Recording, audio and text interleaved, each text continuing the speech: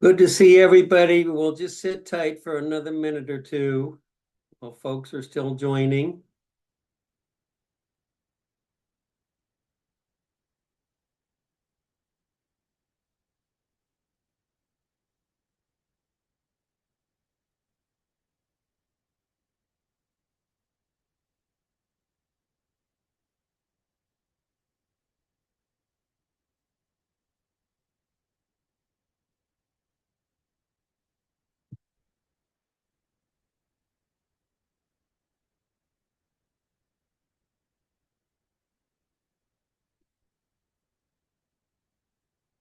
All right. Well, to be fair to those of you who have shown up on time, I'm going to give a brief welcome now. I'm Reverend Bob Moore. I'm Executive Director of the Coalition for Peace Action, and we are very pleased to have you joining this briefing about the Treaty on the Prohibition of Nuclear Weapons. It's on the eve, or very soon, just a week or so away from the third meeting of the states parties for that treaty. And that will be March 3rd through 7th at the UN in New York City. For giving tonight's briefing, I just want to say a word about how tonight's going to work before I introduce our presenter. And that is that Seth Sheldon, our presenter, will present for roughly 45 minutes, leaving about 10 to 15 minutes for Q&A at the end. The question and answer we're going to handle by you using the chat to email to message me with whatever question you have, and that can be anytime after Seth starts his talk. And then I'll be sorting through those and grouping them together as appropriately and then saying them out loud as we get toward the last 15 minutes. We do have a hard stop at 8 o'clock because Seth has a very tight schedule as this very important meeting is about to arrive. Very honored tonight to have as our presenter Seth Sheldon. He is the General Counsel and United Nations Liaison for the International Campaign to Abolish Nuclear Weapons, ICAN, which was the 2017 Nobel Peace Prize winner for the coalition working to prohibit and eliminate nuclear weapons. As General Counsel, he leads ICAN's internal legal affairs and provides guidance on a wide range of legal matters. As United Nations liaison, he represents ICAN in promoting universalization and implementation of the Treaty on the Prohibition of Nuclear Weapons, TPNW. And he assists governments in signing and ratifying the treaty. Several of us got a preview of Seth's excellent presentation last Saturday when he was presenting for our affiliate, the Sacred Heart Peace Community down in Camden. So I think you're going to get a lot out of this, and I'm very excited now to turn over the microphone to Seth Sheldon. Seth, take it away. Thank you very much, Reverend Bob. It's really great to be back with many of you again, and I really appreciate the enthusiasm for those who want to show up on a Wednesday night to talk about nuclear weapons. And because I'm seeing faces, or at least names, that I recognize, and because I did speak with the Coalition for for the Sacred Heart, I suppose, on this weekend.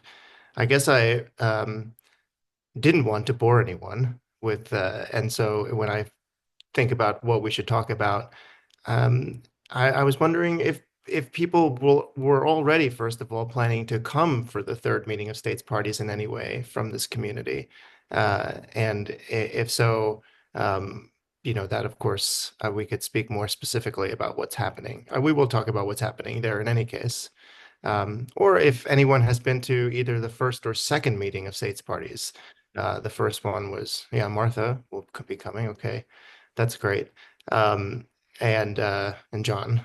Um, and have anyone been to the first one, which was in Vienna in June 2022, or the second one, which was in New York in November, December 2023? Irene? Yeah, okay. Great. So, I mean, I suppose, and Judith, um, presumably there's some good familiarity then with Stephen to uh, what what we're talking about, and I suppose too that, but I shouldn't presume that people have some general familiarity with the Treaty on the Prohibition of Nuclear Weapons, which I'm also going to talk about, um, especially if you heard me speak this weekend. Uh, and I suppose too, you might have some background on ICANN, how we work. So I'll kind of breeze through some of these details if that's the case. And also welcome, we don't have to save all the discussion for the last 15 minutes of the hour. If you have some burning question, we can focus on it then. But I did have some slides I could use to guide me at least in the meantime, and I'll put that up. Uh, let's see if this works. Um, I presume you can let me know if you can't see that slide. Um, and uh, and just to give the basic background on ICANN and how we are, some of you may be already, perhaps a good handful of you are not just familiar with ICANN, but work with one of our partner organizations in some way and thus are ICANN. But we are the International Campaign to Abolish Nuclear Weapons, and we are mostly a coalition of NGOs, as Reverend Bob said. Today, around 700 in 110 countries that are all committed to the prohibition and elimination of nuclear weapons and galvanized through the Treaty on the Prohibition of Nuclear Weapons. And we are in a most important time in our movement and a most important time in the nuclear age, of course. And that round numbers aren't always, so meaningful to uh, the hands of fate, but it is nevertheless something that humans kind of think around. And we all know that we are now in the 80th year since the US dropped atomic bombs over Hiroshima and Nagasaki, the 80th year since the US tested nuclear weapons first over our own country. And we know that we are also in the 80th year since the UN was founded to save succeeding generations from the scourge of war. And since, technically 79 years because it came next year since the first resolution of the UN General Assembly, which was dedicated towards the elimination of, at that time they called them atomic weapons from national arsenals. So uh, we went some decades, 7 decades really, without any progress really toward a prohibition treaty. I mean, progress, okay, maybe there were initiatives, there was the convention, there was the NPT, which has, of course, the Article 6 obligation for states to achieve general and complete disarmament. But much of the world was waiting for nuclear armed states to lead us to a actual prohibition treaty, a global comprehensive prohibition treaty. And they never did that. And basically, quite the contrary, they kept moving the ball further and further away to the point where a movement was connected among civil society and states, the majority of the world states, to pursue disarmament in its own fashion to finally lead and take us and build at least the legal structures to achieve total elimination. And that's really what brought about the movement. So now here we are, I'll get to some of these slides, in this 80th year, approaching this third meeting of states parties. I'm going to talk both about what's happening inside the meeting itself, like what the governments are doing in the meeting and how ICANN interacts with those governments too, and what we're advocating for, as well as things that are happening on the outside of these actual meeting rooms, and that includes inside the UN, where we have a number of side events and um, as well as well as exhibitions and things like this, uh, and where we have so many NGOs and partner organizations that are coming to 3MSP will have meetings on the side as well as outside the UN, where there'll be, as there was last year, a number of activities to take our message to the public and continue to build the movement. So these meetings, we're very young in this process, but are hopefully becoming the center of gravity for those who are interested in nuclear disarmament and the international affairs that's building the structures to get us there. Um, I have slides. Perhaps I should introduce the TPNW before I introduce the meeting, just to make sure we're on the same page about that. So I'm going to skip out of these nuclear ban week slides and go actually to, yeah, it's just an overview about the TPNW itself real quick, just to make sure that we all do know, because I'm sure there's different levels of familiarity with the treaty. But in short, the TPNW, which was negotiated in 2017 and became law after the 50th country ratified it, that was Honduras in 2020. So 90 days later, on January 22nd, 2021, it entered into force. And it is the first ever comprehensive global treaty-based ban on nuclear weapons that provides a legal framework for their total elimination. And it's also, not least, the first nuclear weapons-related treaty to provide for the assistance of victims and the remediation of environments that are affected by nuclear weapons use and testing. And it was negotiated, I think of it, for three categories of reasons. One, to address humanitarian concerns, also to fill the gap in international law, and to build pressure for disarmament worldwide. And to just speak a bit about each of those. We all, I think, here, many would readily acknowledge that nuclear weapons would have a level of impact on humanity, any use of nuclear weapons. I think those of us of a certain age have long understood that nuclear weapons would have an effect on humanity that could spell the end of humanity, and that there's really no way, no medical response, no, and it would make, especially in a full scale, would make any other natural disaster or human disaster pale in comparison. And we increasingly understand this, in part due to some of the more recent science around nuclear weapons use and testing, that nuclear weapons would have an effect beyond, way far beyond, in many cases, where the actual use happens, and that's due to the the remodelings and expanding understanding of what nuclear winter means, really, and the notion that a lot of the modeling around what we have always understood to be nuclear winter didn't take into factors such as the effect on food supply and what happens to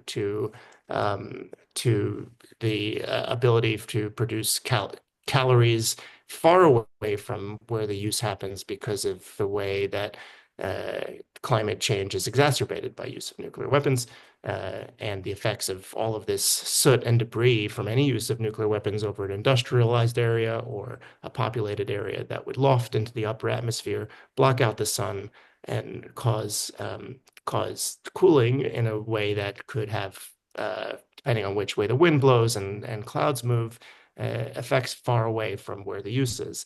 And this is important because it increasingly gives a lot of these states that have been excluded from the negotiation process around nuclear weapons policy a real basis for saying that this is not just a matter of the security of those 9 states that possess nuclear weapons, but really a matter for the whole world.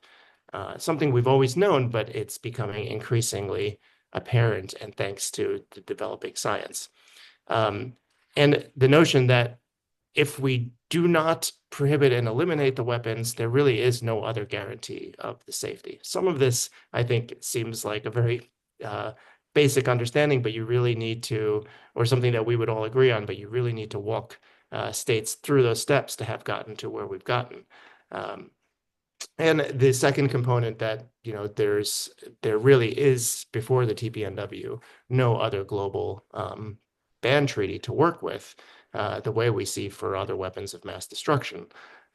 And importantly, we all, I think, probably know that the NPT has been what's often referred to as the cornerstone of nuclear weapons policy, but it doesn't prohibit all of its states from possessing or manufacturing nuclear weapons or threatening the use of nuclear weapons, and or arguably even hosting nuclear weapons, as we've seen in the 6 states that don't possess nuclear weapons but have them on their territories.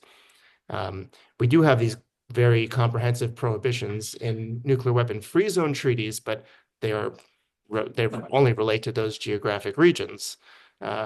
We do have the CTBT, but as we know, the U.S. has never joined it, and Russia has now de-ratified it, and so this is not. Although it has spurred great and very useful and important systems, including the international monitoring system for tests, and so it's very effective even before entry into force. But as far as laws that prohibit tests, we should really be, the TPNW is the first to enter into force that has such a prohibition. Uh, and finally, the notion that with the TPNW, we have a basis for states now, and civil society galvanizing a movement to build pressure to get states that possess nuclear weapons or that don't possess them but claim to be protected by them to change that policy for groups of states and civil society to take action to convince them to adjust these policies uh, for those who invest in nuclear weapons, let's say, to get them to divest from nuclear weapons in that, in many we've already seen, and in fact, our report came out yesterday showing how effective the TPNW has been in convincing financial institutions to get their money out of nuclear weapons producers. We've seen, I think it's something like a 30, I have to look at it again, but maybe a 32% is what I recall, decrease in the number of financial institutions that invest in nuclear weapons because since the TPNW entered into force, many of them explicitly citing the TPNW as a new international law that's now affects their ethics policies or in some other way has convinced them to pull the money out. And so, I think often if we get to the Q&A, I'm sure many of you, it's the burning question, especially if you're a US citizen, what impact can it have if the US isn't going to join it? And so that's in the near future anyway. That's one thing we look to, is that that we can see, and we've seen it with other treaties. It was very much the plan with the TPNW that you can have this impact, and you can, in some cases, essentially pull the profit margin out of the industry in a way that that we've seen, at least with, for example, cluster munitions and landmines. It becomes a very effective, if not always complete, but a very effective mechanism for making these weapons not only illegal but kind of irrelevant. And that's something that we're aiming to emulate, even though, of course, these weapons are not all the same, but it's a process that we think we're helping bring about. So we also know that, even as states say that they'll never join these treaties in the early days, that doesn't mean anything. They do join. It took France decades to join the NPT, for example. And so today, them saying that it has no impact on them and that they'll never join it is something that we look at skeptically, and we think that there's still a way for us to make change even over these declarations. So this is the idea of the treaty. That's the theory. And I'll tell you, let's see, I'll skip to these slides just to tell you a bit about how it's going. Um, where did I put those? Uh, okay, here, this one. Um, this is how we are negotiated in 2017. I said that it entered into force in 2021. I said that we had the one MSP in Vienna, two MSP in New York in 2023. We're moving to this third meeting of states parties. Um, so, and just a background for what I'm going to say in just a bit about what's happening at 3MSP, I'll just quickly review some of the highlights of the first two meetings of states parties, because you may wonder what happens at these things and who cares. Well, at these meetings, it's really about advancing the work of the treaty because there's a lot of things to build even before, the possessor states join. We are, as I'm going to explain, at a milestone in the membership of the treaty. We have half of the world having now taken treaty actions. So 98 states have signed the treaty or ratified it at this point. And that's half of the states in the UN system that can do so. And those states are building things. They're building the formulations for or the work to, for example, under Article 4 of the treaty uh, to provide a pathway for disarmament for those states that host nuclear weapons to get them out of their territory, for those states that possess nuclear weapons to dismantle them, and for then the other states to be able to verify the dismantlement of those weapons in a way that provides confidence to the rest of the world. And I mentioned these articles 6 and 7 of the treaty that deal with victim assistance and environmental remediation.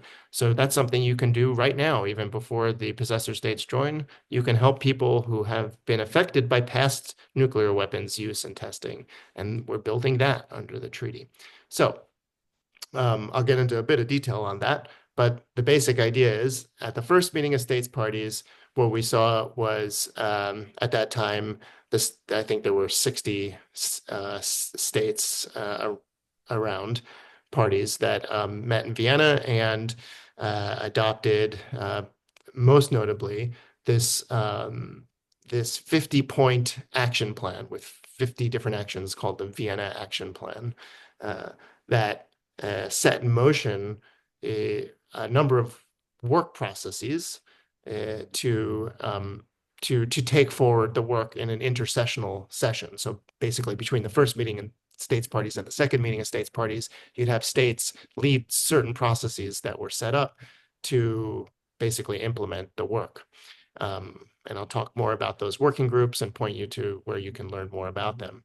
We also had the states issue a declaration, um, and uh, and this was widely recognized as even by non-TPNW enthusiasts as a very impactful declaration. It was in the context at that time of in the earlier days of the Russian invasion of Ukraine, and the states focused a lot on threats to use nuclear weapons and adopted language that was later picked up by the G20 that was seen as having an impact on dissuading and tamping down some of the rhetoric around from the Kremlin around potential to use nuclear weapons.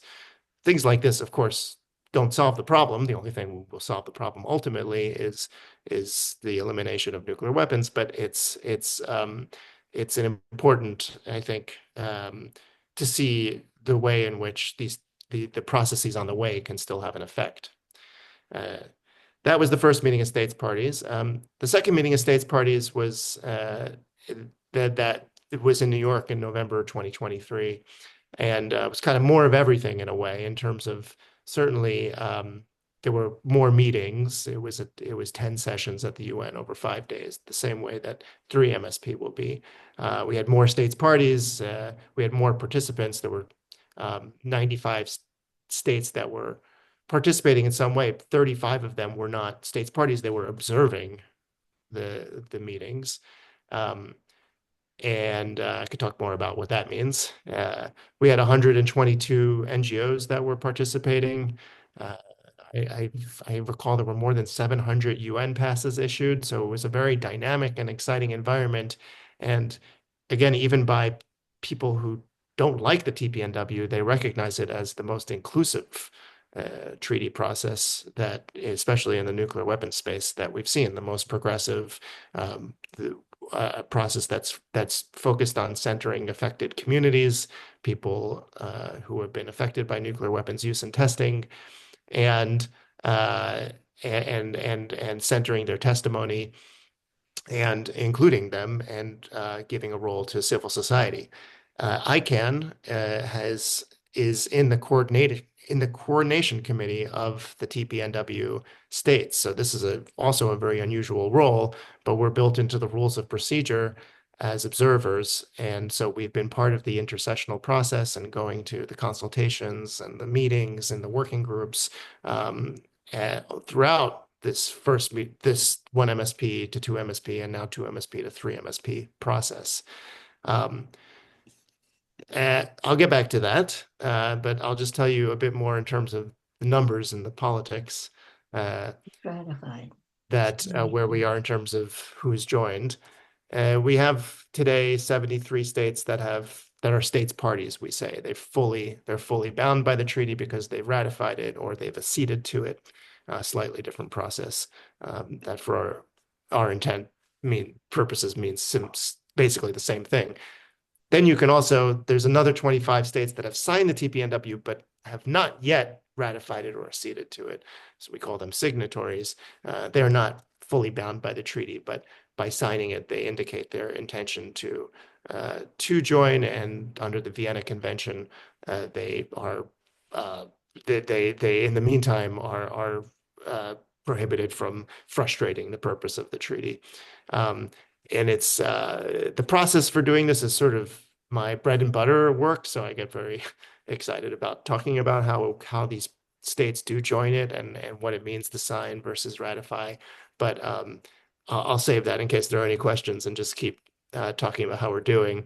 The bottom line is, as I mentioned before, we now have this 98 states that are parties or signatories. And it means that the next one that does sign it or ratify it brings the treaty, the states that have signed or ratified or signed or become states parties to a global majority. And numbers again are kind of arbitrary on one level, but it's also meaningful in terms of the way that these states can work together and take joint action to affect change. So this could happen during 3MSP, no promises, but we're all working on trying to make something exciting happen in terms of that next state joining or signing or ratifying during the third meeting of states parties. So that's one thing that you can celebrate if it happens. But we know even if it doesn't happen in March, it's coming soon and we'll be able to support it. And we know that because there's 40 other states that say that they support the treaty and are working towards, most of them have given us some indication that they're working towards signing and ratifying. So we believe that this is coming soon. I have this slide about the most recent states to join the treaty. This happened in this past September during the high-level week of the United Nations when all the leaders come, the Leaders Week, or if you live closer to New York, it's Gridlock Week, because it's just, when everyone, presidents and prime ministers all show up, and that means that that's a good opportunity for us to get them to take their treaty actions.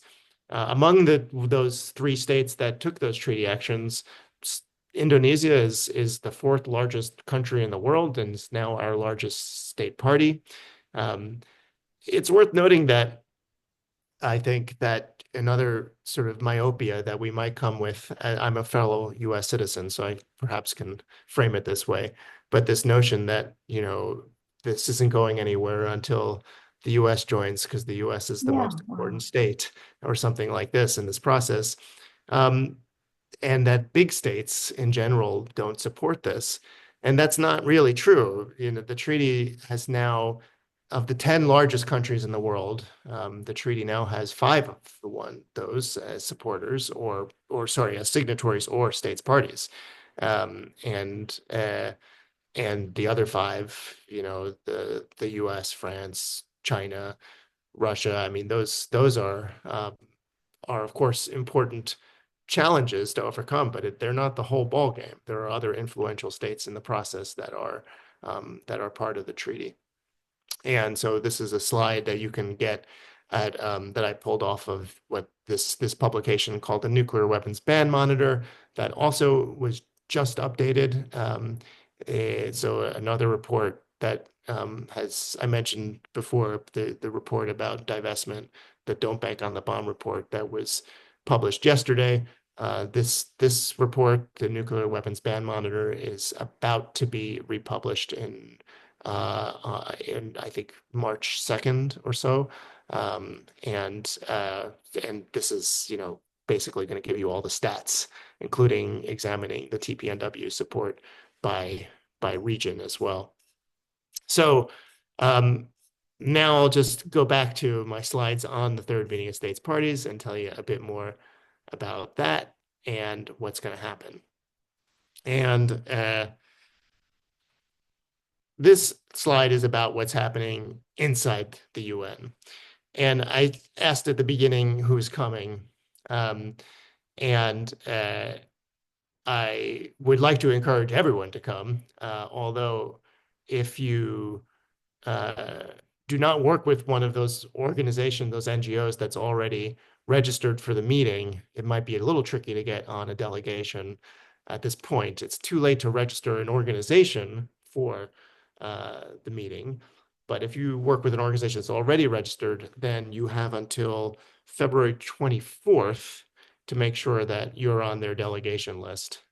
So if you want to come, that's probably the simplest way to do it and make sure that you're on one of those delegations by February 24th.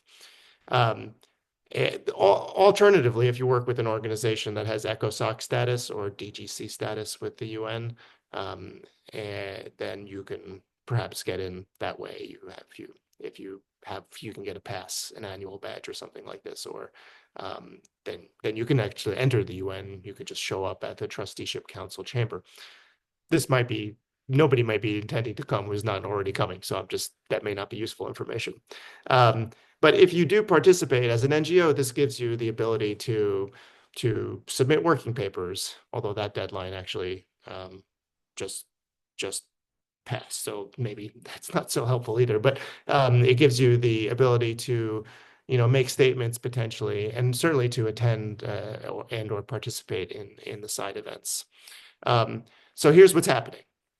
The meetings are March 3rd through 7th. There's, basically every morning there's a session from 10 to 1, 10 a.m. to 1 p.m., and then afternoon sessions from 3 p.m. to 6 p.m., 10 sessions in all.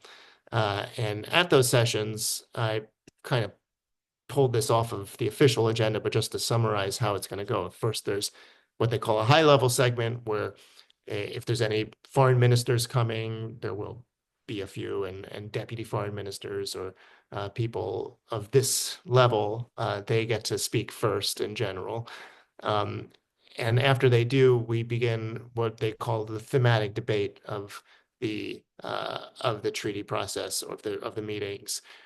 In this time around, they're calling the thematic debate risks, effects, and consequences of a nuclear conflict. So they're going to have two panel discussions and where they with numerous panelists, it's still getting set up, but that speak to this general theme. I should note, I should have noted rather at the beginning of the slide when I was saying how you can participate or not participate, that even if you are not there physically in person, but you want to follow these meetings and what's happening, you could of course watch it on UN Web TV, which is if you just Google that, then it takes you to the website where you can then click on it and watch the meetings. And you can do that with basically any public meetings at the UN. So this might be interesting way to follow if you're interested. Okay, so then after the thematic debate, we proceed with what they call general statements, where people or states will give their introductory kind of overviews of positions on the treaty, if they have big announcements to make, like, for example, we're a signatory and we're here to show up to say that we're going to finish up our ratification in February, or sorry, in March, sometime this month, and then fully join the treaty. That's something they might say there. That would be very exciting. But here's where they would just make, their overall statement about the TPNW. And then they move into the thematic sections of the treaty, broken down by the treaty itself. Uh, and I perhaps should have gone through some slides that I have around like what the treaty says and how it's organized. But basically, there's a number of articles, and then but the main one, the core prohibitions are in Article 1, and that's the one that details everything that's prohibited about of nuclear weapons, which is essentially everything from development to use, of course, and threatening to use, testing, stockpiling, possessing, and even assisting others with doing any of the prohibited activities. That's all Article 1. There isn't a section in the meeting where we go through Article 1 reporting, because there's nothing to say really from TPNW states. There's no state that's where it's worth discussing, I think, a violation or something, thank goodness.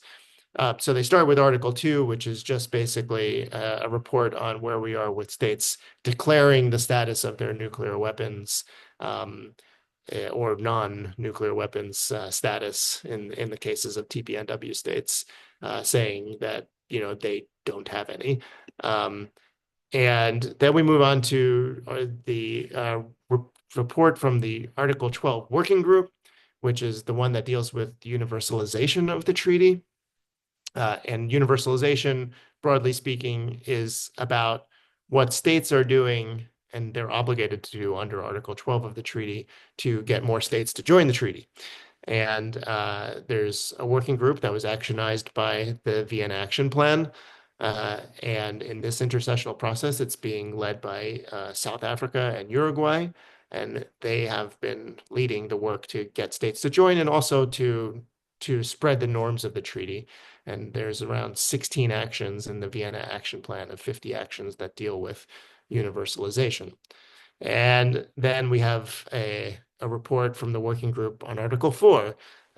And this work that's has been led by, in this intersessional period, by Malaysia and New Zealand to discuss their work on the, basically it's a very academic process that they're going through right now to discuss what's entailed with eliminating and verifying the elimination of nuclear weapons, both in the context of states that host other states' nuclear weapons and in the context of states that have nuclear weapons and need to get rid of them. Then the next segment will deal with Articles 6 and 7, and that's the segment of the work dealing with victim assistance and environmental remediation, as well as international cooperation to achieve that, which could be, for example, the development of, let's say, a trust fund to assist victims who have been affected by nuclear weapons use and testing. That's one thread of work that's been happening in that working group. That working group is being led by Kazakhstan and Kiribati in this, actually in both intersessional periods so far. Then there's a discussion around the Article 5. There's no working group for Article 5, but there's provisions that are around what do states have to do to implement nationally, domestically, the laws that are in the TPNW. So basically, have states taken, are there penalties for people who are, or for corporations or anyone that's working on nuclear weapons programs, for example, something like this.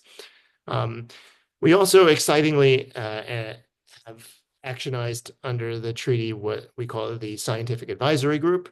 And this is a group of scientists that are at this stage have been tasked with informing and giving background that's relevant to the work of the TPNW states that would be useful. And this could be in the context, say, of Article 4, the work being done on elimination and verification. It could be done in the context of other working groups as well. And so so far, they've been getting specific requests to help with different working groups in different ways. At 2MSP, they issued a report, and at 3MSP, we expect they may issue a report on the work that they've been doing.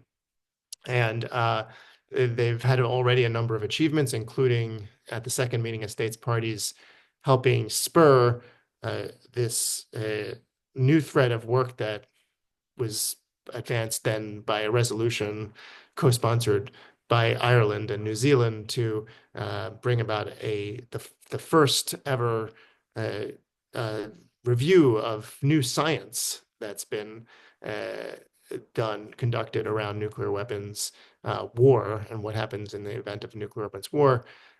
This is unrelated to the TPNW, but it was, brought about by the work that was first spurred by the scientific advisory group. So that's just one of their achievements. And as many of you may know, a lot of the scientific advisory group work, there's a very strong contingent of membership and support from Princeton University and the work being done out of SGS and some of you, including and now being led by Zia Mian there. Then there's a discussion in the program around the intersessional structure. So this is what I was talking about, like who are the states and what we call the coordination committee rather of the TPNW and that are leading on these working groups. So I mentioned the states that are co-chairs of the Article 12 working group and Article 4 working group. There's a few more states to note. And they're represented by these next threads of work that aren't explicit in the treaty, but there's work actionized by the Vienna Action Plan to discuss complementarity of the TPNW with the NPT and with other related nuclear weapons architecture. And that work has been led by Ireland and Thailand. There's a work stream about gender and the relationship of gender and nuclear weapons that's being led in this intersessional period by Mexico. So we have a section on that. There's a new, only actionized by 2MSP, a new work stream on the security, what we call the security concerns of TPNW states parties. And this is dealing with how do these states talk about the fact that nuclear weapons actually are a great threat to them. They haven't actually, before the TPNW, had any structure by which to convene and speak about this and formulate their arguments and use it to advocate for their positions. And so this is a process being led by Austria. And then we prepare for the review conference. The next meeting of these states will be at what we call the first review conference, because after these 3 meetings of states parties, we'll have the first review conference. We don't know when exactly yet, but that's what's going to be decided. Likely it will be toward the end of 2026 or early 2027. And we elect a president as well for it. I mentioned all of these states that are in this coordination committee. What I didn't mention is the president. The president of this third meeting of states parties is Kazakhstan. And so their deputy foreign minister will be coming to preside over the meeting. And so you'll see him there at the dais throughout the 5 days. We have a website if you want to follow any of this work that's happening under the treaty that I've just been discussing. We have it as a little, side page, TPNW. It's at icanw.org, but it covers the intersessional work of this treaty. And so you can read more about each of the meetings. We've tried to summarize to some extent and talk about what's happening in the work. And so you could always read it if you're coming to the meeting or if you want to prepare for it. And that's what's happening. That's what's happening inside the UN. I'll have one last slide before, I think, giving some space for questions, just to say that I mentioned there's more than what's just happening at these government meetings. There's also a huge calendar of meetings that's that I just put up here. You can't follow this, of course, but just to give you a sense of things that are happening in terms of side events inside and outside the UN. And this is also on our website, and the website address up there is at the top of this slide here. But some things I just wanted to quickly call out. We have the Campaigners Forum on 2nd March. This is unfortunately also already sold out if you haven't gotten tickets to it yet. Um, uh, and there's a very long wait list, I think. So, but it's an opportunity for campaigners, ICANN partners to gather before the meeting begins to make plans for the week and to sort of get everyone head together and get excited about what the work that's about to ensue. So I called that out, but then because that's Sunday, March 2nd, the day before the meeting begins. Then the meeting happens 3rd through 7th March. And as I mentioned, there's side events, exhibitions, rallies, other programs, and it's all on this calendar for you to check out and see if you want to take the train up and participate in anything, even if you don't have access to the meeting itself. So I think I'll stop there for now and see what people want to talk about, and could always go to other parts of this briefing if that's helpful. Thank you so very much, Seth. That was really an outstanding presentation. We so much appreciate that. I want to say that I'm encouraged by a number of things you said before I read the first question. And the fact that we're sort of now nearing or at really the halfway mark in terms of the majority of humanity, the majority of countries that are supporting this treaty, I think is a big step forward. It means that we're making real progress, and especially with Indonesia having ratified, and as you say, the fourth largest country by population in the world. So I think, this is not just some pipe dream. This is something that's making progress. And so I'm very heartened by that. And thank you for giving us so much detail. Um, so again, I'm going to read the first question, but there's room for more. So go ahead and put any questions you have in the chat box to me. But this question is an interesting one from a veteran who is actually a peace activist as well now, Larry Holman, who's a longtime member of our Coalition for Peace Action. And he's saying, and it's special meaning to me, you'll see why in a moment, how do attitudes about our Second Amendment and small arms influence the progress or lack of progress toward nuclear disarmament? And the reason that has special meaning for me is that we, through our Ceasefire New Jersey project, we've been working to strengthen New Jersey's ghost gun ban. We banned ghost guns, but unfortunately, we had an investigation into is it being effective? And so it was learned that people are still able to buy the software online easily to do it, to make a ghost gun with a 3D printer. And these are guns that have no serial number and are very, very dangerous. And also for $20, somebody can turn that ghost gun from a semi-automatic weapon into a fully automatic one. So I'm going to be going to the Trenton State House tomorrow morning to testify in support of bills to strengthen that ban. So I think there's always room to make further progress on these goals. So anyway, this ties it into that, obviously the Second Amendment issue and so on. So Seth, do you have any response to that? Oh, yes. I think that question really resonates with me as well, not for the same reasons. I'm not a veteran. I don't have the same perspectives on small arms, certainly as you would, Larry. But first, thank you for your work and advocacy. And with respect to guns, I do think it's incredibly related. I mean, from a few different angles. You know, we live in the US, the land of gun care and health control. And I think that it's a place where is mystifying to so many in other parts of the world that we haven't been able to make our own country this what we think of as a leader as in industrialized countries, a leader in democracy, more safe to walk around and be a normal person.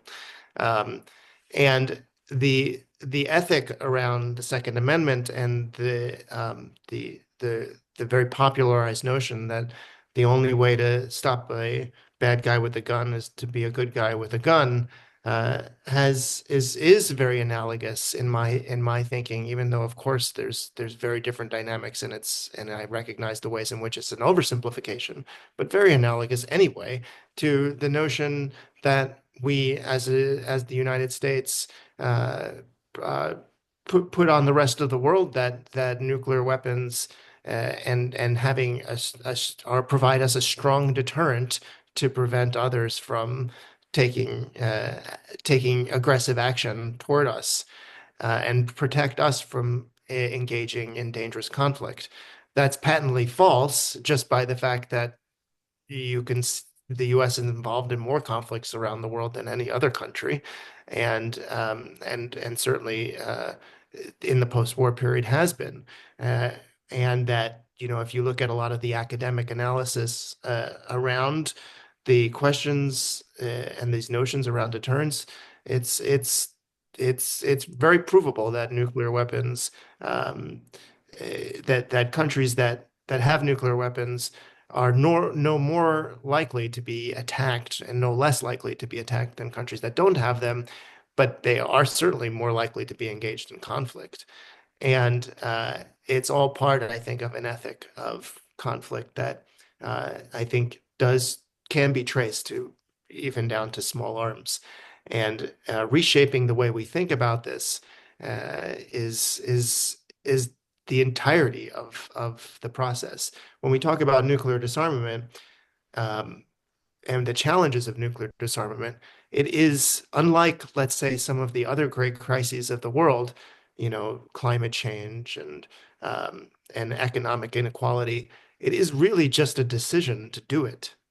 That is all that's required. It is actually the easiest thing in a technical sense to undo this problem of all of the great problems. This is actually the simplest. So, but what it thoroughly requires is a reshaping of our minds, which is, of course, not so easy. But I think that um, the way in which the gun control fight relates to the nuclear weapons fight, the way in which over the past couple of years we've seen the P3 in particular try to advance a theory around the P3, meaning the U.S., France, and the UK, trying to advance in a lot of the other international fora, notably like the NPT process, the Nuclear Nonproliferation Treaty process, a notion that there are responsible, quote unquote, responsible nuclear weapon states to be distinguished from irresponsible nuclear weapon states. That that Russia, by making flagrant threats to use nuclear weapons, and North Korea by testing, the delivery systems for nuclear weapons, are irresponsible nuclear weapon states. And and of course, this is a very insidious to us framing because it presumes that any state that has nuclear weapons that not any state that has it is irresponsible, which is, of course, we believe that the very possession of nuclear weapons is the fundamental problem. Anyway, that's a long answer, but I love the question, so I wanted to talk about it. Excellent. Thank you so much. This next question is from Professor Frank von Hippel, who, as you probably know, is one of the co-founders of the Program on Science and Global Security here at Princeton University. He says, excellent talk, and I say amen to that. And then he goes on to say that you mentioned the 43 countries that are opposed to the treaty. He says, I add 9 nuclear weapon states, 32 who are under the U.S. nuclear umbrella, 1 under the Russian umbrella. Is that most of the 43? Yes. Well, first I'll say thank you, uh, Professor von Hippel, for all of uh, your legacy of work on this issue. Um, and I think, whenever I talk about what we're doing and what we've achieved, it's like I always want to say that we're standing on the shoulders of people who have been at this, even if it's a different path than others might have taken in some other eras of this work. But all of the success is due to that, I think. But yeah, in terms of the numbers and this publication I mentioned, the Nuclear Weapons Ban Monitor goes into more detail about those 43 odd states that oppose the treaty. We are generally talking about um, the nine possessor states and then those who claim umbrella. That includes the hosting states, but basically all the NATO states plus Japan and South Korea. Um, and there's a few other states that may be interesting to the geopolitical wonks that fall into the opposed category for other bizarre reasons. You have like the Federated States of Micronesia that's essentially, in the pocket of the US politically and is doing its bidding there. Um, but not technically in the so-called nuclear umbrella. Um, and but yeah, I mean that we can count up the numbers and I can pull up that chart, but that's essentially who we're talking about. Um, I've been on a bit of a kind of a lone crusade, I'll call it, because I'm not saying that anyone else in ICANN takes this position but to not even say that those nine states that possess nuclear weapons is the way it's often said, are the only nine nuclear armed states. But I think of the six states that host the nuclear weapons of others as armed, essentially, because in a lot of those cases, the last minute order transfers to the pilot, let's say, that's a national of the government that has them. So I think of, and it drives them crazy to say this, but so that's one reason. I'm not saying anyone else needs to say it, but I think of, Germany and Italy and Belgium and Netherlands and Turkey and now Belarus as essentially being nuclear armed as well. And those 15 states are the together, I think, some of the worst states on this in this space. Thank you. Now, another question is, will the U.S. be sending a representative, or do we know of any U.S. officials or elected officials who may be attending?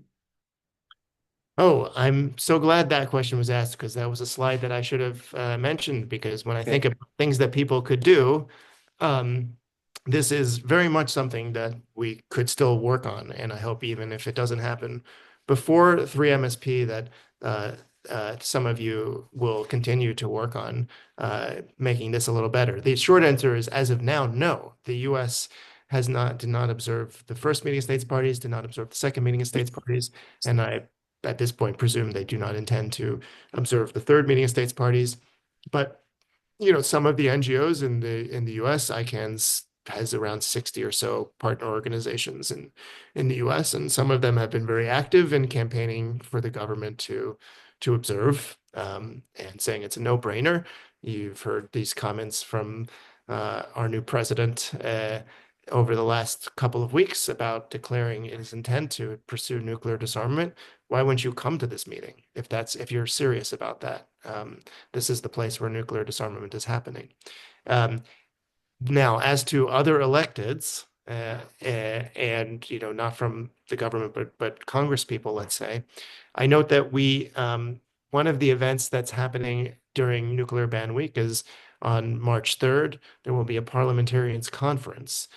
We had this at 1MSP and 2MSP as well, where parliamentarians, or in our case, Congress people from states that uh, nuclear armed states, usually, or NATO states or other umbrella states, will, in general, countries that oppose the treaty, but where we have support from parliamentarians, Congress people, they have a convention in the UN during the meeting. And last year we had our first US representative come to the conference. It was Jim McGovern, Representative McGovern from Massachusetts. This year, because Congress is in session, he's unable to come, and I'm not sure if anyone's coming. At this point, no one has registered their intent with us to join, which is a shame. And so perhaps there's still a chance for those of us who are close with our Congress people to encourage them to show up. Yes, Congress is in session, but it's a Monday, and perhaps they could, come to the morning of the meeting and then zip on down to DC afterwards. Um, and I think is it Donald Norcross, I believe, is your for many of you? He's close by, uh-huh. Yeah, well, when whoever For it is. Sacred Heart Peace Community, he is the Okay, well, we'll representative. take Yeah, whoever you got, but I think yeah. at this point there is no one. As a related initiative, I should have mentioned which we call the ICANN Parliamentary Pledge. So even for those who don't come to the meeting, they can join this, and it's a concept where they or the we call it the ICANN Pledge, and you can easily Google that as well, where parliamentarians, congresspeople from these opposed states declare that they support the treaty even if their government does not. And Representative Norcross hasn't signed that either. We have around a dozen representatives in the U.S. Congress that have signed it. A lot of them are the same ones, familiar names who have supported some of the relevant federal legislation on the treaty. There's a couple of bills in Congress uh, that support the treaty. One is with the kind of the Back from the Brink model. Some of you working with Back from the Brink perhaps and know of this. And another one, the Eleanor Holmes Norton bill that actually calls on the U.S. to sign the treaty. And both are, in this congressional session, and we could ask our representatives to support that as well. And there's one more thing I'll mention in terms of what we can do locally, and although there's more than this, but I'll just leave it with this one. The ICANN Cities Appeal Project, um, which is an initiative where, in a somewhat similar way, where municipalities, cities, in some cases states, we've had some states join it, U.S. states, I mean, uh, will say that even though the federal government is opposed to the treaty, our city supports the TPNW, and we've had hundreds of cities join this again in nuclear armed states, nuclear reliant states around the world, including a number of capital cities. Uh, Washington, D.C. has joined it. Big cities, New York has joined it. Los Angeles has joined it. No city in New Jersey has joined it. So there's another potential avenue for activism that I could suggest if anyone is interested. Excellent. Well, we are just a little past 8. Do you have time for one last question? Yes, of course. Okay, so here it is, and this is from Stephen Marlowe. Um, he's saying that as the TPNW reaches the milestone of 100 countries who are either signatories or ratifiers or signatories, would there be an opportunity either at the conference or outside at the rallies to highlight this, to draw media and so forth? It seems like we can get some headlines with this. And then he closes by saying, "Thank you so much for this great presentation." Oh yeah, that's a great way to end the discussion because that is very much what we would intend to make happen. We are very poised to from our side to make as big a deal of that as we can. We have our countries, our treaty membership as poised as we can get them to be to celebrate this. This will be something taken up in that universalization thread of work under the treaty that the states that are leading that process in this session. It's as I mentioned, South Africa and Uruguay, galvanized, ready, poised to make the biggest deal we can about reaching a global majority, which will be when we get to the 99 number, and then the 100 number is also a very relevant number. So the next two that take these actions will be, we think and we hope, something that the media will take interest in and that doubters around the world will sort of help change their opinion, shift what they think a bit. But this speaks to, I think, a great challenge of our narrative has always been convincing the haters, as we say, that it's relevant. And so stories like this are something that we really need to jump on and help make the case. You know, as you put it at the beginning of this Mhm, Q&A, mhm. Bob, that this is not just some pipe dream, is I think what you said, that Right. major actions are happening and that this is what the vast majority of the world wants. And at that point, the majority of the world has now taken committed actions to bring about. Excellent. Well, thank you so much. And I see Irene clapping there. I think all of us are clapping because this was truly an excellent presentation, Seth.